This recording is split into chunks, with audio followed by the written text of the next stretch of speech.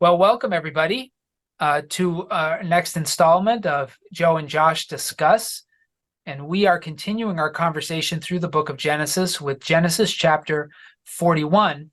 So last time we spent quite a lot of time talking about dreams, how they operate in the scriptures, their prominence in the book of Genesis, how they function in terms of God's communication in other parts of the Old Testament, the First Testament, and maybe even a little bit of the New.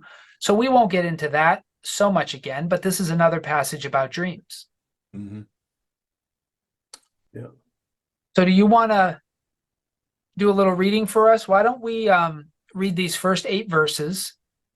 I do notice that it pretty much says the dream twice in the chapter, right, as they describe it, but so there's probably some duplication there a little bit, right? Yeah, and we should probably say this as we read narratives in the First Testament, when you see a lot of repetition in the way narratives are told. The creation story in Genesis or the creation stories, depending on your tradition in 1 and 2, look to have a lot of repetition. Mm-hmm. The story of Noah is often pointed out because it has a lot of repetition. And certainly the same thing happens here. But we shouldn't get too bogged down with that. We talked, I think, in our first episode about source theory, JEDP theory, the Yahwist text, which was called the Jehovah text in the past, the Elohist text, the priestly text, and the Deuteronomic texts. As people go back to Genesis, they try and figure out the sources that Moses or the prophets or whoever wrote Genesis, according to different traditions, people have different opinions, what sources they were using and stitching together. And sometimes they would see this repetition and they would think, oh, these were 2 different traditions that the editor of Genesis just kind of sandwiched together. But we have to be careful with that because as time has gone, we've started to realize that this repetition, which you can see in the Psalms, it's called parallelism in the Psalms, where or in the book of Proverbs, where one thing is stated and then the same sentiment is restated in different words, that wasn't just a feature of poetry in Hebrew writing, but it seems also to be a feature of prose. That repetition is an important way in which they told stories, and that, or record history. And that's significant because most of these things were passed down orally early on, and repetition is a good way of remembering. So we're going to see some repetition here as we do in other places in Genesis, but that is a feature of Hebrew writing, and you'll see it throughout the First Testament. Yeah. Yep. Well, we did say last time we were together that the first part of that first verse there in 41 after 2 whole years. So there's a lot of days in 2 whole years. Right. It starts out that way, and then goes into describes Pharaoh's dream. So I could read that if you like. It says, Yeah. After 2 whole years, Pharaoh dreamed that he was standing by the Nile, and there came up out of the Nile 7 sleek and fat cows, and they grazed in the reeds grass. Then 7 other cows, ugly, thin, came up out of the Nile after them and stood by the other cows on the bank of the Nile. The ugly and thin cows ate up the 7 sleek cows and fat cows, and Pharaoh awoke. Then he fell asleep again and dreamed a second time. 7 ears of grain, plump and good, were growing on one stalk. Then 7 ears, thin and blighted by the east wind, sprouted after them. The thin ears swallowed up the 7 plump and full ears. Pharaoh woke up, and it was a dream. In the morning his spirit was troubled, so he sent and called for all the magicians of Egypt and all of its wise men. Pharaoh told them his dream, but there was no one who could interpret them to Pharaoh. Yeah, so you stopped as we stopped last week on that idea of whole years, 2 whole years. The actual Hebrew says, and it was at the end of 2 years. So I think that's where the idea of whole comes from. If it's at the end, then it's the entire year. But why did we pause on that? Why did you pause on it? I should ask you. I could say why it's important to me. Well, it links up to the last chapter where it said that the cupbearer didn't remember him. He had Yeah. amnesia. He probably had too much to drink or something. I don't know. Yeah, it's a long time to wait, right? And it's not in the second year, which Mm, could be any point in the second year, but like the Hebrew says, at the end of the second year. mm, So it was 2 whole years. That's the implication. And that's a long time to wait. Joseph asked him to remember him right. and to mention his name to Pharaoh so that he might get out of the prison. And for 2 years, no response. No response. And I've pointed this out a few times, Joe. I always like to point it out that there are a lot of gaps in the scriptures. And this is another one. This is a 2 year gap. Mm, But there are lots of gaps between seasons of divine activity. mm, Things happen and then there's a break. And because it's all condensed in the scriptures, it can sound like the all the history that the scriptures record is just densely packed with God's activity. Like you could hardly get a breath and God's doing something new. But when you read closely like this, you realize that though the scriptures have condensed the history, there are a lot of gaps. And so Joseph had to wait for 2 more years in prison before he even knew if the interpretation of the dreams God gave him would have any effect. right. Yeah, and then it calls back all the way back to Abraham again too, where he was told that it would be like 440 years until the times of the Amalekites was over. Right? Yeah. So he prophesies that Israel will be, they will live in Egypt for, yeah, over 4 centuries. Yeah. So it's there's some things that we struggle with when we have to wait 10 minutes in a line to get our food from a fast food restaurant. We think it's eternity, but 2 whole years, a lot of things could happen. And if we were to find his personal diary or the writings on the wall where he etched the days in, we might be wondering, or we are wondering what he experienced. You Yeah. know. And a lot probably happened during those 2 years, but interestingly, the scriptures don't tell us any of it. And that just reminds us that this is a selective history. Hmm. Everything it records is true, but it doesn't record everything that happened. Hmm. Obviously, we have 2 years of history here. It would be interesting to know what Joseph left. Does he have a diary, like you said? Did he struggle in prayer? Did he hit moments of depression? Did he despair of ever getting out? Who were the other prisoners that came in? Did he have any other experiences like these two with these two men, or was this a one-off experience? We don't know Yeah. any of that, and that's to be expected. Genesis is a very compressed and selective history, but what has been preserved is essential to us understanding God's purpose in revealing these things to us. Right. Right. And it's interesting too because you pointed out before we came on here in verse 14 about where he was brought out of. But The language of verse 14 when we get down there, but it is a very interesting callback to events earlier in the story. And again, it reminds us, I think this is what you're pointing out, that these stories have been recorded and preserved in the way that they have for very purposeful reasons, which is reflected even in the choice of vocabulary. right. Yeah. Yeah. So Yeah. the nuts and bolts of this section though are that Pharaoh had a dream and the it has cows, it has grains of wheat.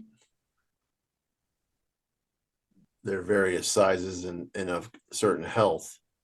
But my first question for you might be, what is the significance of them coming out of the Nile, the cows? Does that have to do with something to do about the religious background of or worshiping of certain animals or something within Egypt? Is that something that we need to be paying attention to? Yeah, I Where mean, it I, came I had from? mentioned to you before we started recording that I did a podcast series called The Gods of the West a couple of years ago now. And in the course of that, I was studying a lot about Egyptian mythology and did a lot of extensive reading. And so I could answer this in one of two ways. The first way would be very plainly Egypt depended on the Nile for their life. So the Nile flooded every year if everything was as it should be and Mhm. brought silt into the farmlands that it flooded. And it was those nutrients that they used to grow crops. So they depended on the Nile for their water. And they also depended on the annual flooding of the Nile to enrich the soil so their crops would grow.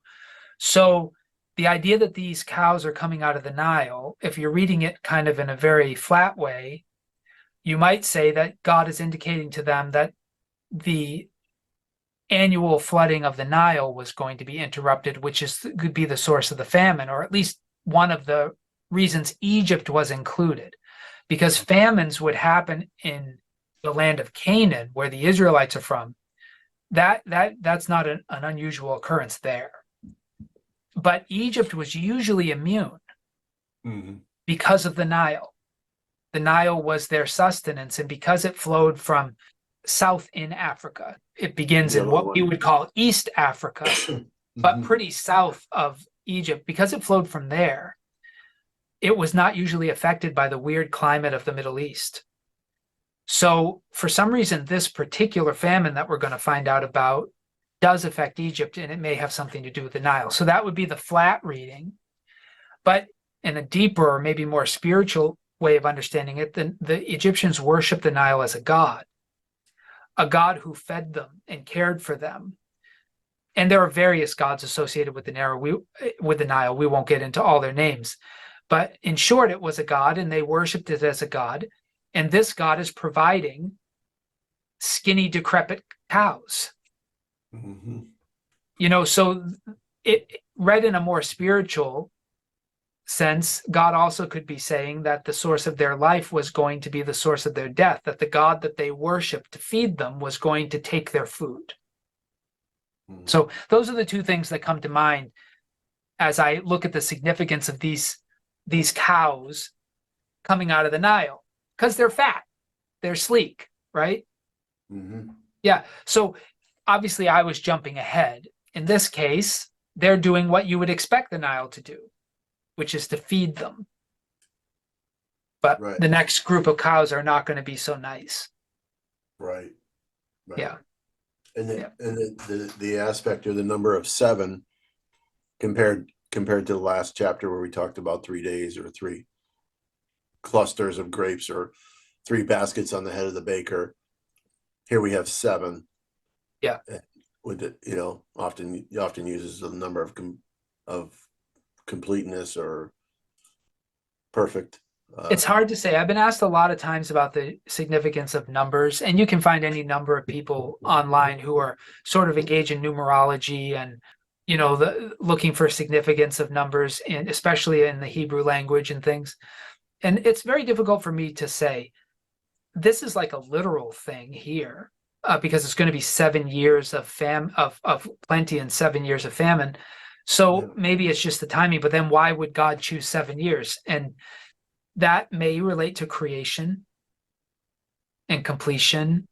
That's possible, but it's hard for me to say why God would choose it. And that's often my response. Like sometimes you see patterns and you think, ooh, but then they fall apart at some point.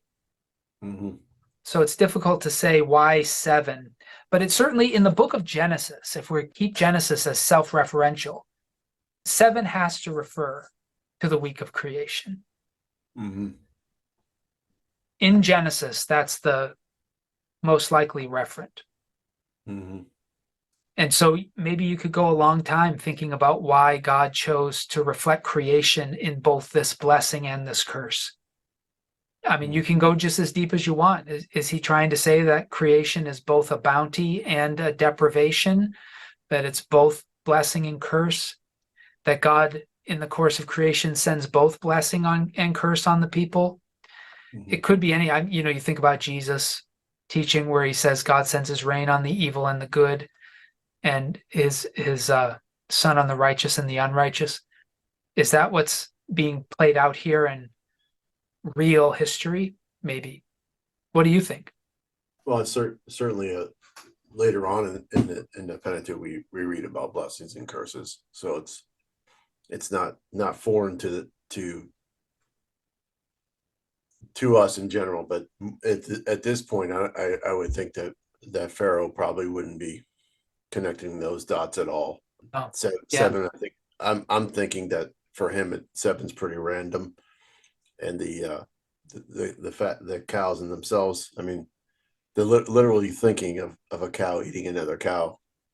Yeah, and I'm not really sure. This is one thing maybe others who are listening know for certain, but I'm not even sure the Egyptians followed a 7-day week at this point in their history.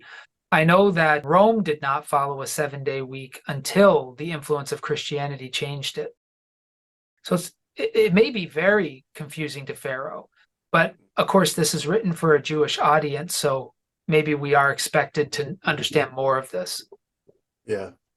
Or the idea of it might be stretching here, but maybe there was a 7-year cycle within Egypt's normal growth span of the flooding, like you said, about flooding of the Nile and the fertility of what could be actually grown for food Right. in that region. So Yeah. maybe that was maybe more reflective of that. But it's we did discuss maybe in our last one or question at least where the dream actually came from. Was it God who gave him that dream, or was this some type of, and I think we'll talk about that a little further. Because this one's a little bit more overt in its origin. And just to deal with the language a little bit, so the first clouds are sleek and fat. And I know until I learned Hebrew and we studied this passage, I thought that those were contradictory terms. I mean, how are you both sleek and fat?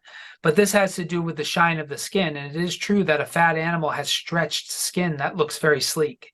And that's what it's talking about. So these are really fat animals, animals that are fat enough that their skin is stretching, causing a sleek appearance on this, or a shiny, stretched appearance on the skin.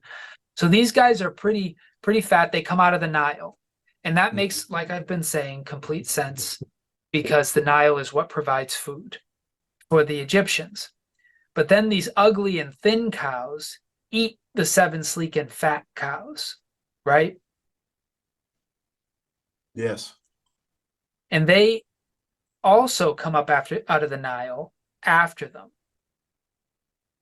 because the Nile that brings life in this dream also takes life. I'm interested in your response to this, Joe, because I've been thinking a lot about this, and some of it has to do with work that I've been doing recently, or at least in the last few years. But in some ways, the Egyptians worship the Nile as a god. And God is handing them to the fickleness of that being, of the Nile, the fickleness of nature. Yeah. It can give you bounty, but it can also give you horror, and you don't know what you're going to get. It's quite an indifferent God. It's an indifferent deity. Today we use the name Mother Nature, which can give bounty or destruction. And there's a sense in this story to me that God is revealing that if he didn't intervene and he didn't tell them what was going to happen, and through Joseph he didn't give them advice, then their worship of the Nile would have ended in devastation. But God intervenes by this dream to prevent that outcome. Right. Which this is a really a foreshadowing of the way in which God will confront the gods of Egypt in the book of Exodus under Moses. But right now it's being confronted too, because if the God of Israel doesn't intervene, Egypt's worship of the Nile is going to end badly. Right. Yeah. I don't know what you think of that. I think that's certainly true because they're in the bigger picture. I mean, it's like I think we talked about maybe earlier about how the reality of the nation of Israel. If this had not happened, things would be very differently, or potentially be a very different historical process from here. I mean, Right. it wouldn't be the same, and so there's some interesting things that Pharaoh says to Joseph later on that we'll talk about more, I'm sure. And I keep letting the cat out of the bag, I think, but it's hard not to jump ahead and anticipate where the story's headed because once it does get there, you go back and see it here. Yeah, I mean the idea that Pharaoh is the one who says that Joseph has the spirit of God in him, and you have to ask yourself, what God is he talking about? Because if he doesn't know him, I mean, why would he be worshiping some god that comes out of the river? Well, in Egypt believe in many gods. And we'll have to, when we get there, I'll look specifically at the language and see what word he uses for God. and Mhm. whether it's singular or plural. Sometimes we have a tendency of translating things into English a little more piously than they are originally written. Like Mhm. the one instance that comes to mind when I say that is at the foot of the cross after Jesus dies and the darkness falls and the earthquake and all of that. Usually, a lot of translations anyway, translate the Roman soldier as saying, surely this man was the Son of God. Mhm. That's not what the Greek says. The Greek says, certainly this was a son of the gods. Mhm. So he's not making a statement of faith in God, Jesus as the unique son of the one true God. He's just recognizing that this person was important to the gods that govern creation, Mhm. obviously. And Yeah. so he might have been thinking of Jesus as kind of a type of, Achilles or Hercules or something like that, Mhm. but certainly not thinking this Roman soldier wasn't thinking that these events prove that Jesus was the one true son of the God of Israel or something. Mhm. But sometimes we translate it as though that's what he was saying. Yeah. And that Most. could be the case here with Pharaoh too. I'd be Mhm. interested. If I had to guess, I would guess that maybe the word for gods is plural there, Mhm. the spirit of the gods, but we'll see. We're not there Yeah. yet. Yeah. Yeah. So he's Pharaoh's upset. He reveals the dream. He calls all his magicians together and the wise men. Those are the guys that came to see Jesus, right? Yeah. And then he told them their dreams, but nobody could interpret it. Nobody could interpret it. Nobody was crazy enough to say, I don't even want to take a stab at this one. Yeah. Yeah. So before we get to those guys, let's talk about the corn. The corn, yes. Now, Well, I, the I corn. I say corn. There's no corn here. yeah. It's When you were a kid, did they say ears of corn? yes. Never heard of Yeah, but of ears of course the grain. corn comes from the Americas and are a domesticated crop of the native of American Indians or Native Americans, whatever the proper nomenclature is today. And they're definitely not corn because corn doesn't exist in Yeah, Egypt at this time. But anyway, they're ears of grain. ears of grain. Yeah, and I get this picture. It's like I mean I watched a couple of videos just because I'm trying to get a broader perspective, but the I never really thought of them all on one stalk, and I read it in the text, but to see all 5 or 7 ears coming off of one stem, I just it just wasn't there for me until I saw it, and I was like, whoa, is that what they really mean? Yeah. Uh, Yeah, it's which it's not it's not 7 stalks, it's 7 ears. right? I guess I always thought it was stalks. I don't know why. Like it Yeah, makes I no had sense. assumed the same thing, though I think when I thought it was corn as a kid, Yeah, I think I thought it was corn because I saw illustrations of corn yeah, and they were often 7 ears on the same stalk. yeah. That seems like it could do that. Yeah. Yeah, so it is interesting. But he says he fell asleep, dreamed a second time. 7 ears of grain, plump and good, were growing on one stalk. Then 7 ears, thin and blighted by the east wind. So the east wind, again, we've got a spiritual and a very plain reading, right? So I want to start with the spiritual this time because I think the plain reading is informed by the spiritual reading. Hmm. So the eastern desert Hmm. was seen as the place of one of the more Loki like Egyptian gods. Oh, the bad And ones. yeah, And he was the he was a trickster, but also sometimes malevolent. In some periods of Egyptian history, he was worshipped positively for his sagacity and craftiness. And in other periods of Egyptian history, he was feared as an enemy who killed Osiris and tried to take over. So anyway, the Eastern Desert was seen as his realm, And east winds brought chaos. Mm. East winds brought destruction. Now, I think the plain reading is related to that because I'm guessing that maybe winds from the actual eastern desert were not seen as good tidings from the Egyptians. Maybe those winds were brought destructive elements, or storms that came from that way were dangerous. I don't know. It could be. But the east is a danger, is the realm of chaos, and you didn't know what could come. You could have good coming from the east, you could have bad. It all depended on what this god decided to do. So east is usually negative. And so it's not surprising in this dream that the 7 years were blighted by the east wind. Now, just help me out here, because does that mean that the wind? I mean, when you say east wind, does that mean you're coming from toward the east, or is coming No, from it's the coming from the east. So it would have been moving west. moving west? Which isn't that like counterintuitive to the winds of like America? I mean, it's probably going to be different because I it's a don't know how different area. sometimes I've been confused as to how we do things in America. Because, like, I grew up in New England as you did. And if you have a nor'easter, Hmm.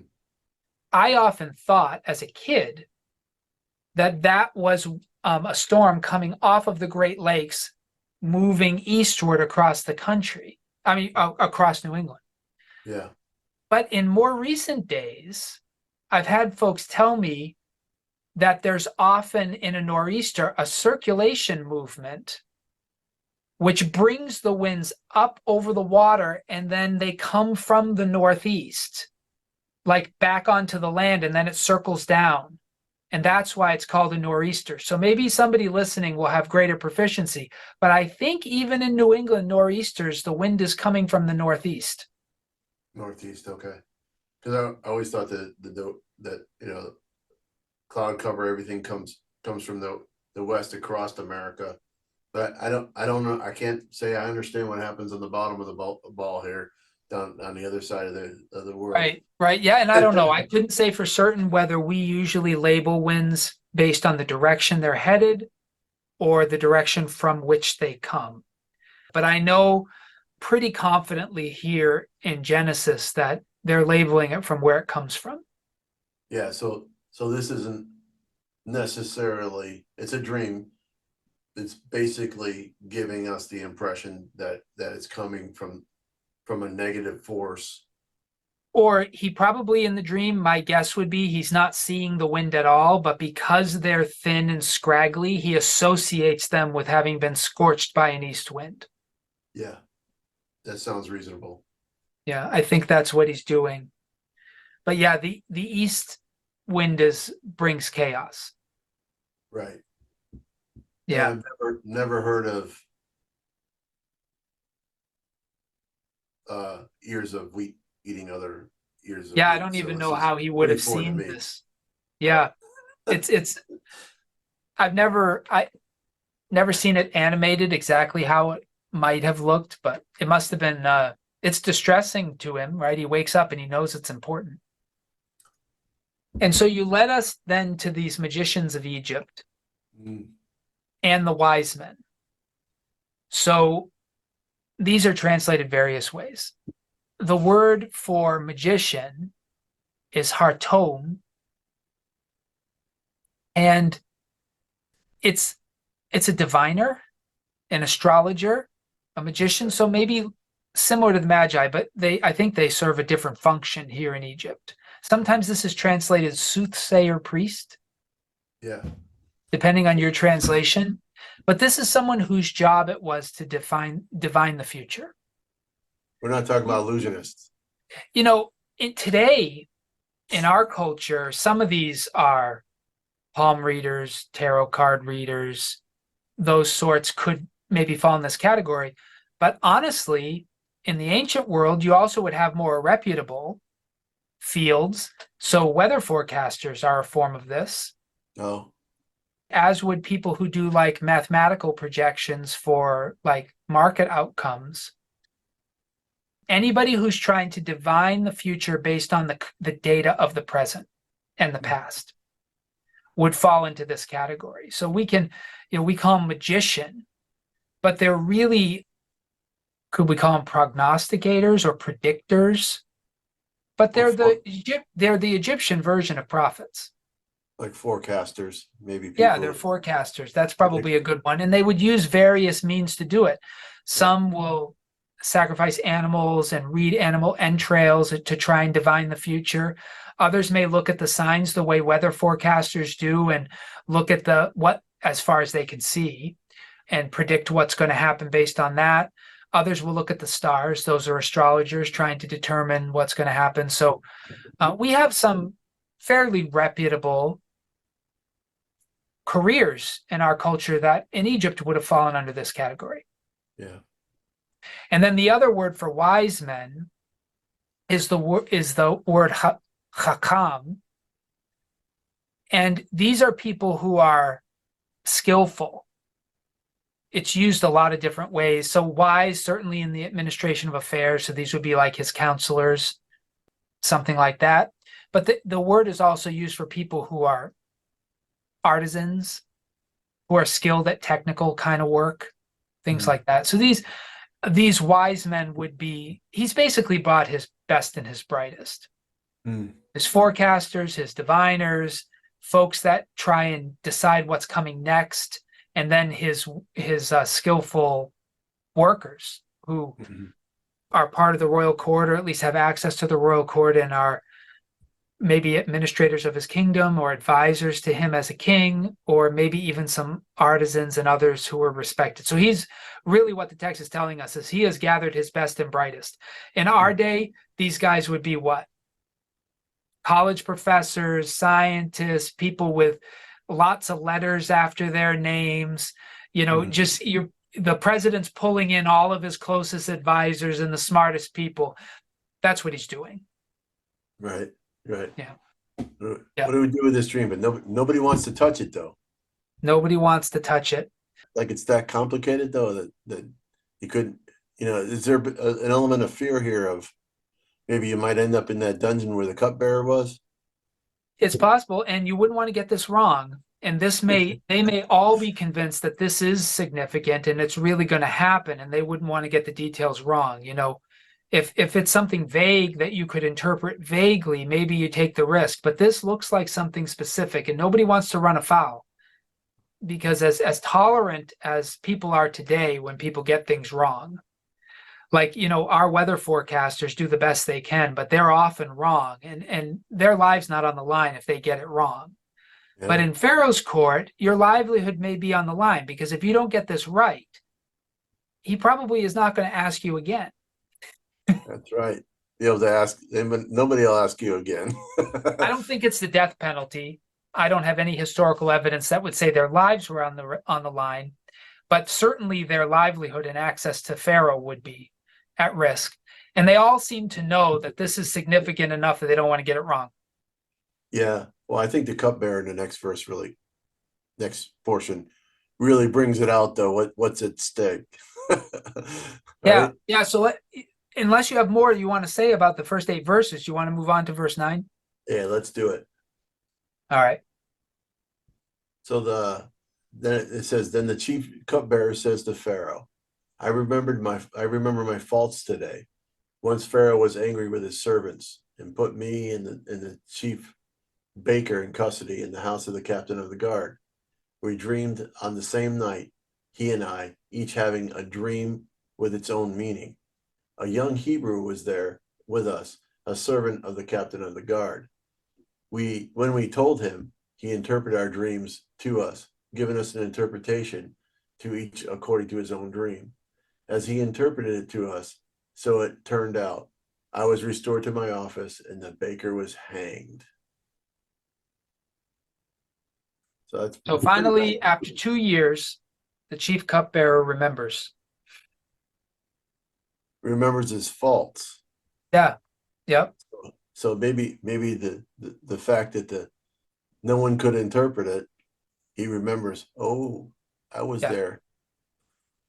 Yeah, and this is the word heta, which means sin.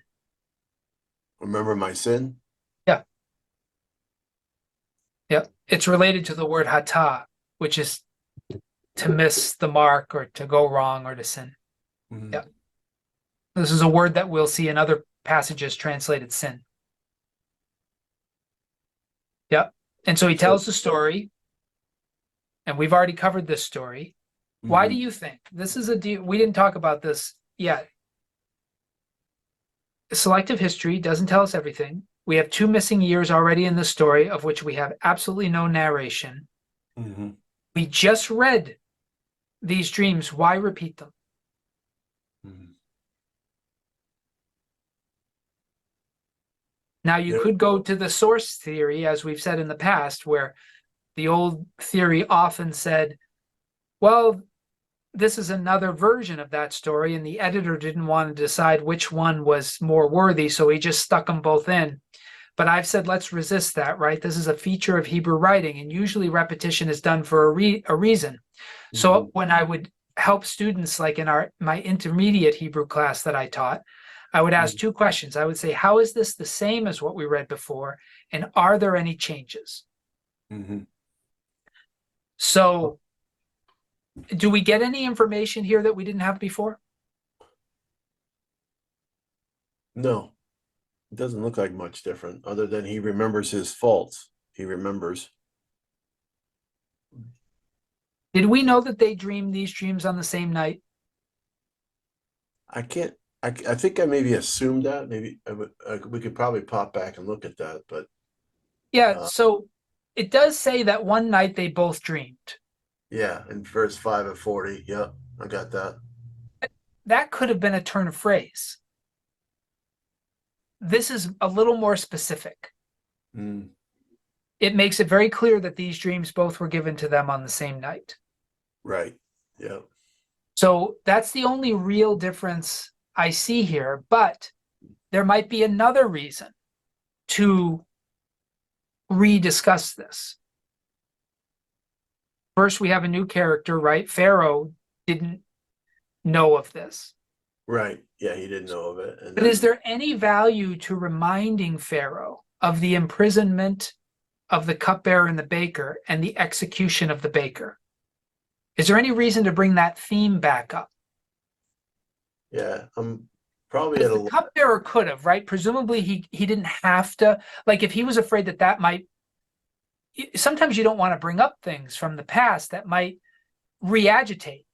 And if the Mhm, cupbearer was thrown in prison, why bring back up to Pharaoh the occasion you met Joseph if it was such a negative one? Like he could have just said, "Hey, I know this Hebrew who interprets dreams," and he could have left it at that. But he gives Pharaoh all the details. yeah, So there must be some reason that the Hebrew author who recounts this yeah. felt it was necessary to re-emphasize the peril of the baker and the cupbearer.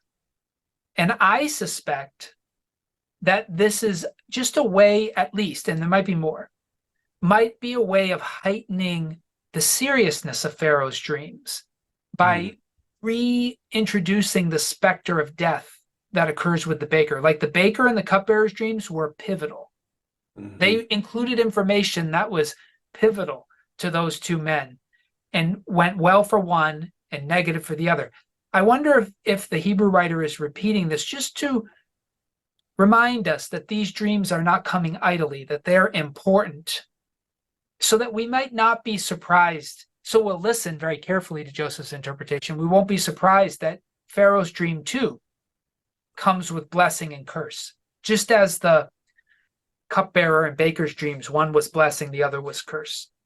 I see a lot of similarities that just coming to me now, so forgive me if it seems a little loose, but I feel as though the cupbearer stood right there when Joseph interpreted the baker's dream. The baker's dream is very similar to Pharaoh's dream Yeah. in a lot of ways. I mean, you got the three baskets, and then you have the birds coming to eat the food out of the basket. So maybe there is a little bit of fear for the cupbearer to say, "Hey, the guy that you killed had a similar dream that you had." I cannot agree with you more. Like I agree with you. I think there's a reason to bring the baker up, and this might add to Pharaoh's desperation to actually bring Joseph up and hear the meaning of this dream, because I agree with you that the themes are very similar. The full baskets of bread being consumed, which were interpreted as death. Mm-hmm. I I think that might be precisely why he repeats these to Pharaoh, even Mm-hmm. though it's probably risky to remind Pharaoh of this incident. Right. And verse 13 really kind of helps out though. It says, as he interpreted to us, so it turned out. In other words, I was restored to my office and the baker was hanged. So I mean it's the end results, but he that word, that little phrase in there, so it turned out.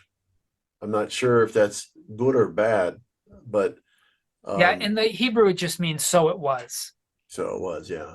Yeah. So the concept that, again, following that theme of there's a lot of similarities between Pharaoh's dream, the consuming of the cows and consuming of the ears, being similar to the baker's dream, but it was contingent. Again, it was contingent on the response of Pharaoh. Right. So there's a lot to be said about his reaction to this. So Pharaoh sends for Joseph and he's hurriedly brought out of the dungeon. Yes. We'll get to that in a minute, but I think what you've identified might help to explain Pharaoh's urgency, because Pharaoh probably saw what you just saw, that the baker's dream was more like his dreams. And if that resulted in the baker's death, well, we better get Joseph up here right away. You know? Yeah, I don't think he got the feeling that the same way that the baker and the cupbearer felt. He's the cupbearer said, I saw these grapes and I squeezed them and I put them in the Pharaoh's hands.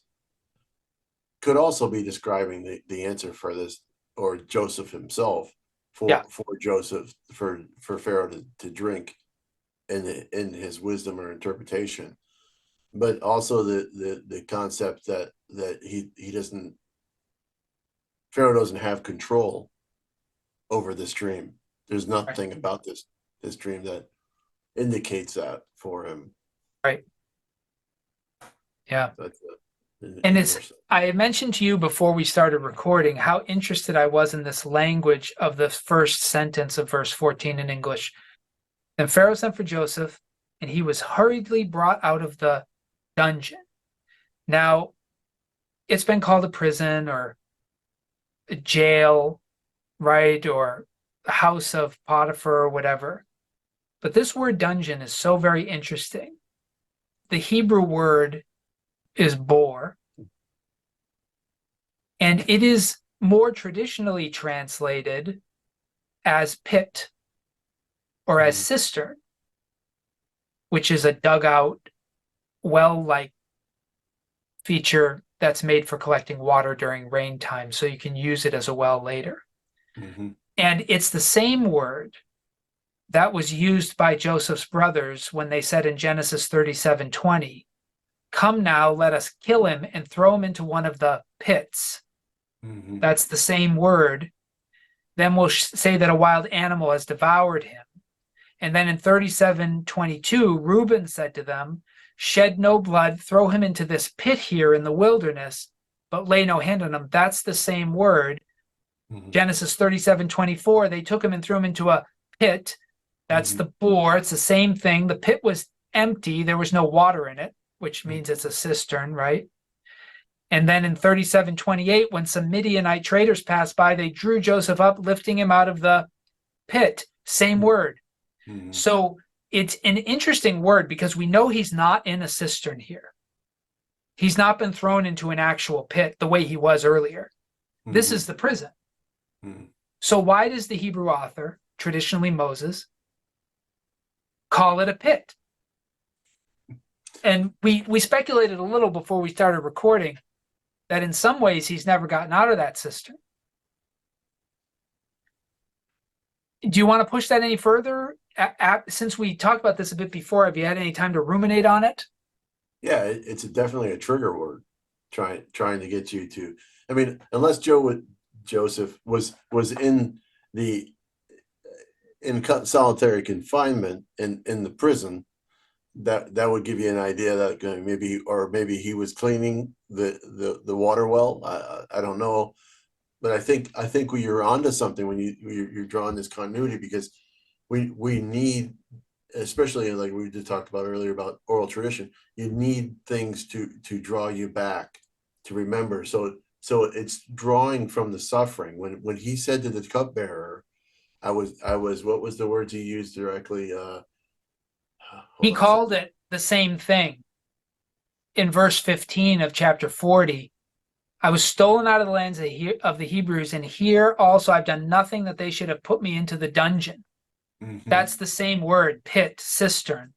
So he's associating it, right? Right. Yeah. Bringing it back, showing continuity of the same intention of what his brothers intended. And But interestingly enough, he's drawn out of that cistern in the history, mhm, originally to be sold as a slave to the Midianites, mhm, who then sell him as a slave to Potiphar, and then we have the rest of the story. mhm, And in some ways, this is foreshadowing, because he's being brought out of this dungeon to become now a slave to Pharaoh. But it's mhm, a much more prestigious position, because he's going to be second in power to Pharaoh, which is not to say that Joseph becomes royalty in Egypt. What it means is he's Pharaoh's right hand man. He's like his chief servant, mhm, but he's becoming a slave to Pharaoh. mhm, So it's an interesting turn where Joseph has these dreams early on that he's going to be a ruler. And in comparison to his brothers, he does end up a ruler. I mean, he's in charge of all of Egypt in a way, mhm. but at the same time, he's a slave. Yeah. He's a servant of Pharaoh. It's Well, interesting. first Potiphar, And then then Pharaoh. the Yeah, he chief of the trades guard. up. Yeah, Yeah, he trades up when he becomes a servant of Pharaoh. yeah, yeah. I mean, well, it's a three-legged deal here, because of Potiphar, then in jail he's got authority, Yep. which people would be like, yeah, big deal, he gets to pass out the the slop or whatever they ate there. Right. But Right. to be right hand man to Pharaoh, I mean, but it's still dungeon like work. I mean, he doesn't have the freedom of his brothers. Right. Yeah, he's still not free, but he is very comfortable, and he has a significant amount of authority under Mm-hmm. Pharaoh. Mm-hmm. Yeah. That's He right. doesn't become the top dog. And we have to remember that as we go forward. You and I were talking before we started to record. We were talking about the fact that Joseph sometimes gets interpreted negatively, because he's part and parcel of the purchasing of all the land of Egypt and making it fall under Pharaoh's ownership. But we do have to remember he's a slave of Pharaoh. He's doing what he's told. Right. So he doesn't really have much choice in how he executes what Pharaoh tells him to do. He Yeah. does what he's told. He's Yeah. still a servant. He's working within a context. He doesn't have total autonomy. No, but in comparison to his brothers, he's quite powerful. And I don't know. I often marvel at the way that the Lord's prophecies of the future always come true, but in quite unexpected ways. That certainly was the case with Jesus.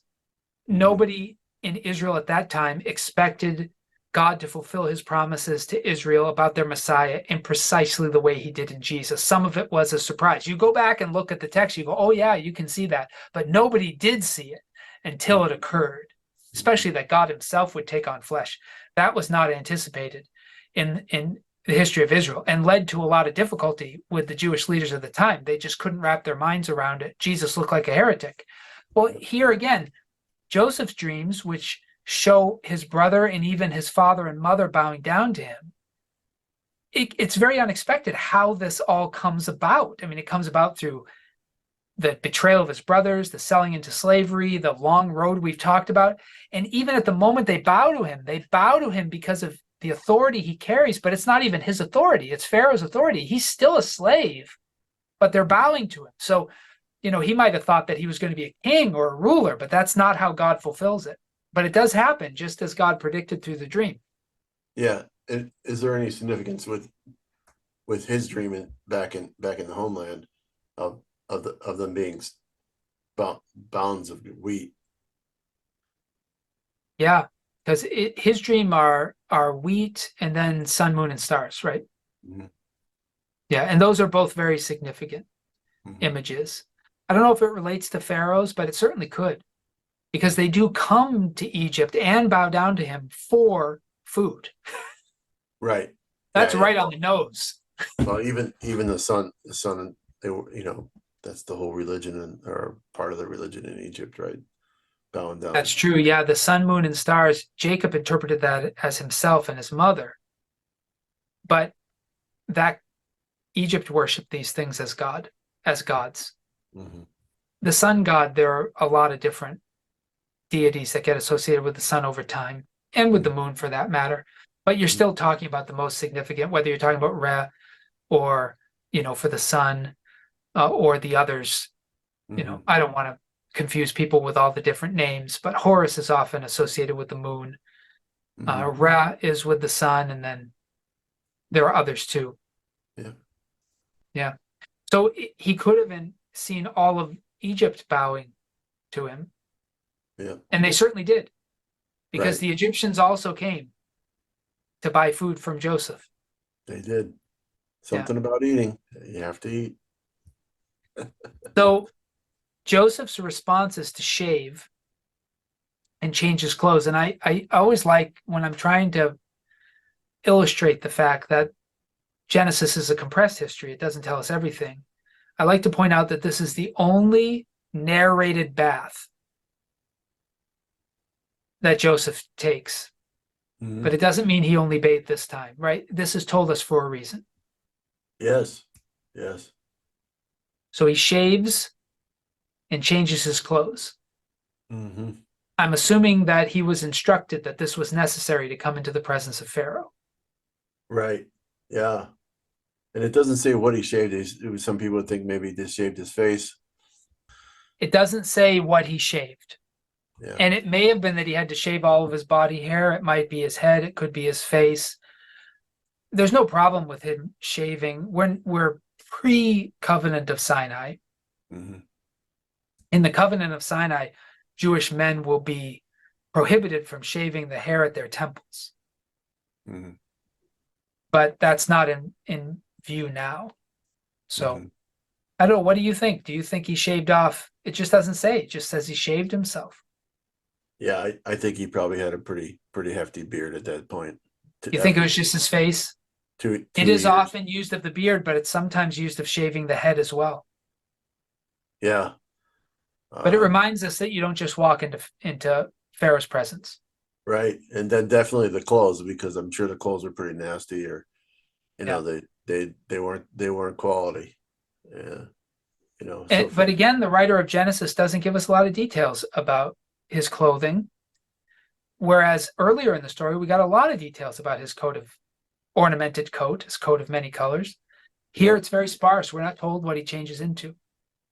Right. Yeah. You would assume though it's something that was probably more Egyptian than Yeah, you Hebrew. wonder, did they dress him as one of the magicians, one of the forecasters, or did they dress him as a wise man, or did they dress him as a servant? We don't know. Certainly not as a prisoner. Yeah, they don't and I'm sure it was clean clothes. Yeah, yeah. I like when Pharaoh says to Joseph, I've had a dream and there's no one to interpret it, which we already talked, probably no one willing to try to interpret it. Yeah. I've heard it said of you that when you hear a dream, you can interpret it.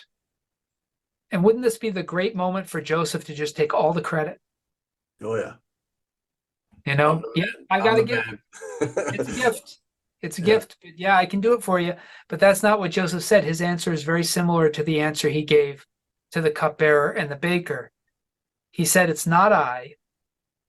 God will give Pharaoh a favorable answer.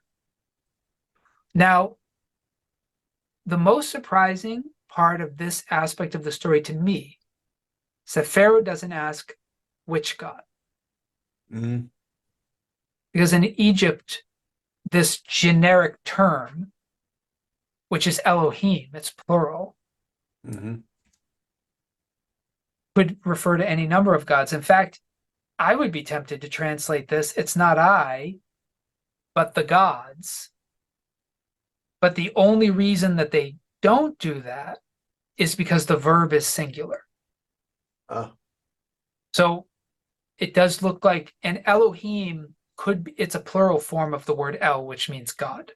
yeah, And Elohim, when it's plural and the verb is singular, that's usually when we capitalize the G. If the yes, verb were plural, then we would say the gods. right. But when it's singular, Elohim, traditionally, I think there's debate over this today a little bit, but certainly traditionally, grammarians have identified what's called the plural of majesty, meaning that in Hebrew, to make a name majestic, to capitalize it, so to speak, you would make it plural. And so the translators have decided that that's what's happening here. It's like short for El Elohim, God Mm, of gods. mm, And that may be what's in play for Joseph, that he's saying the God of gods will give you a favorable answer. But I still don't know how Pharaoh would have interpreted that at this time, mm, because there have been, depending on the period of Egyptian history you're working with, any not anybody in their pantheon, but there have been various members of the Egyptian pantheon that have been raised to the height of the God of gods over time. There's not always agreement. The two that are often there are Amun and Re, mhm, and sometimes they're together as Amun Re. mm. So, but at this time, I don't know. I'm just curious why Pharaoh didn't say which God. I'm even more curious over the fact that Joseph hasn't even heard the dream yet. And yet he's saying God will give him a favorable answer.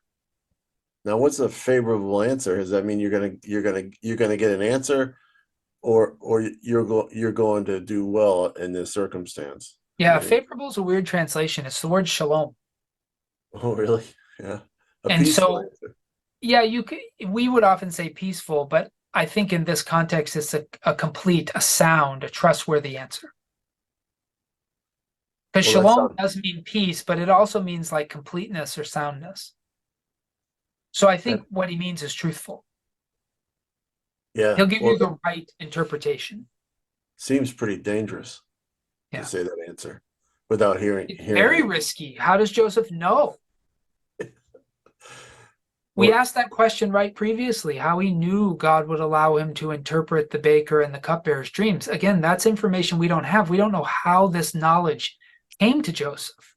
mhm, And it's interesting. It's another one of those things that I would think the author would want to tell us. Makes me think that God didn't reveal it to him, to the author of Genesis. May not have been preserved in the history, and God may not have wanted to tell him how. So it might just be because they don't know that they don't include it, or yeah, it's a deliberate omission. yeah. Or the cupbearer went and told him before he showed up. So Right. But again, why does the Hebrew author not tell us as readers? because they want you to be shocked that Yeah. they will even Yeah. say that. But it is an Okay, act of faith, right? Because God helped him to do this the last time doesn't mean necessarily he'll help him to do it the next. that's But right. Joseph is very confident. We don't know where that confidence comes from, but he very much believes God has orchestrated this opportunity for him. Hmm. But you're right. This is a risky thing because if God doesn't come through, Joseph's in trouble. Hmm. That's Yep. right. So And he's Pharaoh tells him his dream, hmm and the dream is, to my reading, more detailed than the last one. So the cows that were fat and sleek came out of the Nile and fed in the reed grass. And then the other cows come up. This is definitely an added detail, right? Never hmm had I seen such ugly ones in all the land of Egypt. yeah, that's definitely more detail. Yeah. Then the thin, ugly cows ate up the first 7 fat cows. And this looks like additional detail, but when they had eaten them, no one would have known that they had done so, for they were still as ugly as before. Hmm. So this isn't like the boa constrictor that you can see it's just had a meal.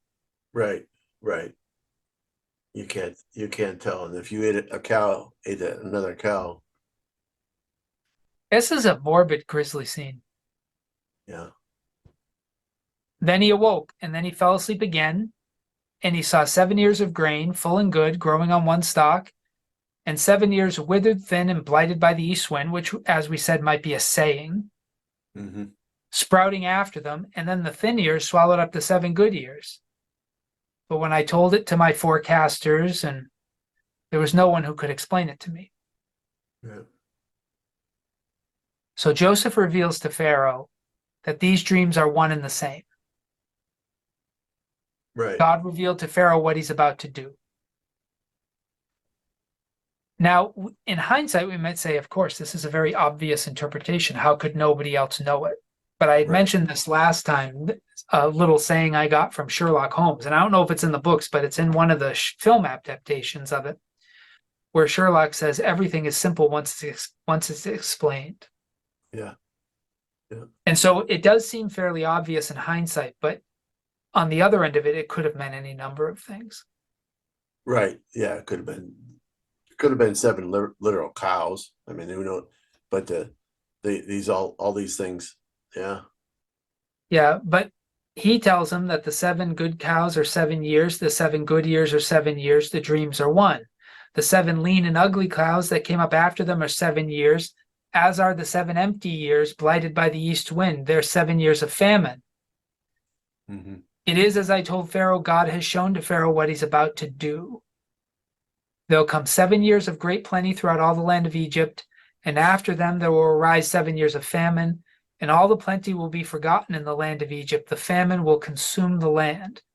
The Mm-hmm. plenty will no longer be known in the land because of the famine that will follow, for it will be very grievous. And the doubling of Pharaoh's dream means Mm-hmm. that the thing is fixed by God, and God will shortly bring it about. That's a significant sentence, isn't it? It is. Because we were asking why the repetition Right. in Right. Hebrew storytelling? Why It the is. repetition in Hebrew poetry? You don't have many comments. But here, Joseph says, when God repeats himself, there's no changing his mind. That's right. That's right. That's pretty significant, right? It is. It is. It's saying it's fixed by God. So in other words, this is being revealed to you because God God wants you to know, wants you to do something about it. Right? Yeah. And the word there is kun, which means to be firm or to put right or to exist or to occur. Mm-hmm. So I think it's another way of saying it's already done. Done deal. Like there's no changing this. And you'll find this occasionally. Like there are surprising moments in the history of Israel, as recorded for us in the First Testament, in which God is open to change his mind. Mm-hmm. Right? Moses is able to negotiate with God because God allows it with respect to whether he destroys the Israelites or not. Abraham is able to have a conversation with God about how many people it would take to spare the cities of Sodom and Gomorrah. And so Mm-hmm. you have these incidences where God seems to be open to dialogue. He invites input and seems to react based on that input. But there are other instances in which he invites no input and Mm-hmm. he is not willing to change his mind. And this is one example of those. Mm-hmm. But there are others, like with Jeremiah, he says, don't pray for this people because I will not hear your prayers. You know, there are other fixed points where he's unwilling to Mm-hmm. reconsider. Mm-hmm. So here is a situation that Joseph is taking away from Pharaoh what Jonah did not take away from the Ninevites, right? Jonah said 40 days and the city will be destroyed. And the people thought, hey, we should repent and maybe he'll be merciful. Mm-hmm. But Joseph is sort of saying to Pharaoh, don't bother calling a fast or doing a festival or whatever you think you might be able to do. This is fixed. Mm-hmm. So there's no changing this. All we can do is decide how we're going to deal with it. Right. And that probably, do you think that qualifies the second part of it where it says God will shortly bring it about? So in other words, it, the 7 years are coming, but those are the years where you got to do something about it. Yeah. That shortly, because shortly could be, still talking 7 years to get ready. And Yeah. Shortly is difficult when it comes to God because to him a day is like 1,000 years and 1,000 years are like a day. So the Bible is difficult. When God says something is near, sometimes from our perspective, it's still quite distant, but God is eternal.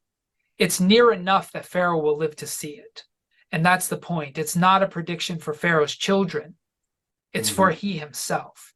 So I mm-hmm, think the nearness implies that Pharaoh himself will have to do something about this. But mm-hmm, that doesn't mean it's happening tomorrow. right. Yeah. And it's obviously takes a little bit of time because it will take some time to set up the infrastructure to prepare for this. Mm-hmm, Even before the grain is harvested, right? You're going to have to get things in place. right. On another note, though, do you find it amazing how quickly those people who had no idea what the dream's about are supportive now? Yeah, yeah. Well, but again, like that quotation from Sherlock Holmes, once something's explained, it's simple. And it probably made a lot of sense to them. Sometimes you hear the interpretation, you go, oh, yeah, that's right. Yeah. Or And of or course, you, if Pharaoh's persuaded, you probably have to support him. yeah. Well, it's like I used to say to some people, they say, "Well, this is a great idea. I think we should do this." I says, "You can do that. You could do that if you like." And I think once they see that Joseph in these next verses is elected to the task, they're willing to say, "Yeah, you can do that." Yeah, and Joseph doesn't exactly put himself forward because the fact that he can interpret these dreams doesn't really indicate that he's the best administrator that ever walked the earth. But Yeah. we do know he has a history of very strong administrative skills, as we saw in the jail Hmm. and in Potiphar's house. So he might be thinking of himself, but he doesn't say, put me. He Yeah. just says, select a man who is discerning. Yeah. This is the word, I think it's from Bina or from Bain. It means like someone who has good discernment between things, who can tell the difference between things, and wise. This is from the Hebrew word for wisdom, and Hmm. set him over the land of Egypt, and then proceed to appoint overseers over the land, and take 1/5 of the produce of the land of Egypt during the 7 plenteous years. So he's not saying you take all the food, but a fifth of it, which is a Right. lot, Right. like Yeah. 20%, right? Yeah. And let them gather all the food of these good years that are coming and lay up the grain under the authority of Pharaoh for food in the cities and let them keep it. That food shall be a reserve for the land against the 7 years of famine that are to befall the land of Egypt, so the land may not perish through the famine. So here, Joseph Hmm. doesn't tell Pharaoh anything about selling this. Hmm. Like he doesn't say, and then you can sell it and you can eventually own all the land. That is what happens, but it's not Joseph's recommendation here. He Hmm. acts like it'll be a reserve. Right. So this is like a tax. It's a Yeah. little like Social Security, right? Hmm. You take from the produce of this year and you save it for next year, right? Right. Yeah. Yeah. Some people have said they've actually found the reserves. I don't know, archaeologically, they've been able to actually find the places where those food reserves were. But Yeah, some people have said you find what you look for when you go through history with archaeology because there's so little to find. But there is some evidence of this history, probably because it's not the only time, mhm, that they had to do this. I mean, nations have to store food for the future pretty regularly, so it probably wouldn't be surprising. But there's always disputes whether you're finding the right history period or not. yeah, and I think we talked a little bit before we recorded too. Like some people accusing Joseph of being just not not nice with some of these actions. But I think the reality is that it doesn't really talk about some of those things that we're taught that doesn't emphasize that, and that's not the purpose of the text here, I don't think. Remember, there's a difference between an original idea and then how it comes out of committee. And Joseph gives the original idea here, and then the way it's executed comes out of Pharaoh's orders Mm-hmm. and the committee meetings and everything. So certainly the Egyptian rulers figure out that this is a way for them to profit, Mm-hmm. as often happens. But I don't think God does this in order to profit Pharaoh. I think but maybe some people think he did. Maybe he wanted Pharaoh to be so powerful, but I think God did this as a mercy. And how it gets executed is the way people used God's mercy. That's how I read it. Yeah, I think probably, if we're going to cut off here, but I would really try to forecast to the fact that this is part of the process. I believe that God uses to bring about the nation of Israel and it into a greater nation, rather than 70 people who actually come down. And on top of that as well, realizing the sources or the resources of what would fuel some of that as well, even if there was a lot of years of slavery involved. Yeah, it's a thorny tale, Yeah, he's but doing well for it's himself. hardly a happily ever after. Right, right. So we need to wrap up for this week. Any final words as we think back on verses 1 through 36 here of chapter 41? Yeah, I would always encourage us not to like just people in general, when they read the text, they try to put themselves in the text sometimes, or they like to emulate certain things and dream about things that aren't probably in the text. So I think we're always challenged to ask ourselves, what God, what are you saying to us, and how do we live in response to what we're reading? And I think I'm probably more cautious in my approach. I like to think that I'm not going to just, well, this is the way God works categorically with Yeah. with people, and there's something to be learned here greater than just the facts. But at the same token, there's some things that are here that are a bit troubling.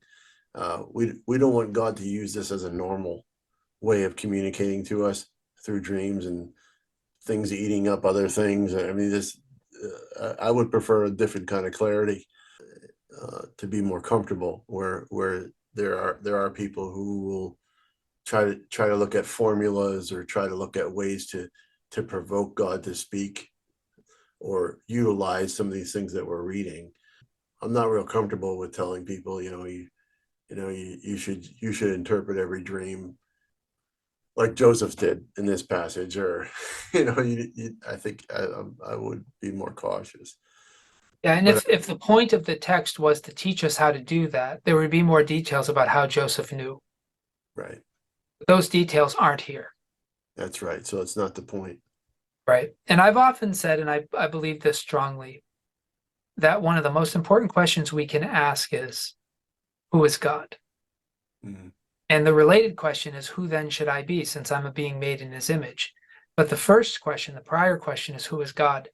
And so this passage does reveal to us, it doesn't tell us how God always behaves, Mhm. but it does give us an instance of God's behavior. Mhm. And whenever you're trying to figure out who somebody is, you've got to take all of their behaviors together to Mhm. answer that question. And this is one of those behaviors that has to be taken into account when we ask, who is God? How does he interact with people? What does he want of people? How does he intervene in history? This is one of those ways. It's not the only way. Mhm. It may not even be the most frequent way. Mhm. You'd have to read the whole scriptures to say, but he certainly is a God who sometimes intervenes in history through dreams to provide people an opportunity that without his intervention they would not have. Right. Yep. Now, why does he do it? Well, in this case, we'd have to speculate, and maybe the best place for us to speculate would be at the end of the story, as Joseph does, because Mhm. Joseph has a speculation as to what God's been up to. He'll Mhm. share it with his brothers later. Mhm. We'll get to that. Yep. But this does it. This is part of the data that informs us as to who God is, how he behaves, what he expects, and how his people follow him. Like this informs us with all those things. So if you want to continue this conversation in a small group or among others who are doing this study with you, probably what you want to pursue first is, what does this tell us about God? And how does this inform some of our expectations? And you're right, Joe, we have to remember this is the only way God acts. It's not the only way he speaks, but it is one of them. Yeah.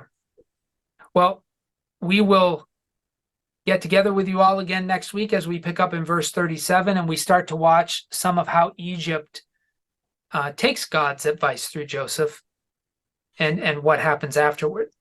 And what Pharaoh says about Joseph. Right, yeah, what happens to Joseph personally. Yeah, some good stuff. All right, well, thank you for joining us, everyone. Thank you. I'll see you next time. Blessings on you.